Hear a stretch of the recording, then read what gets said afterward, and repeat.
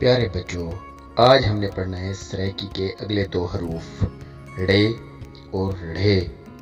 ये वही रे है, इसके ऊपर छोटी तोय, ये बन गया ड़े।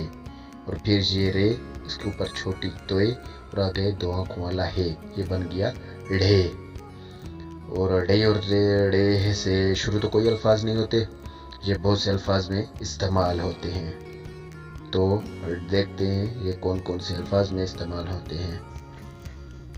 तोड़े इस्तेमाल होता है सड़क में, सीन ढ़े का। और ढ़े इस्तेमाल होता है रेढ़ा में।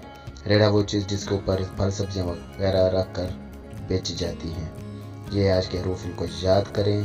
कल मिलते एक नए हर्फ एक नए सबक के साथ। तब तक के लिए अल्लाह हाफिज।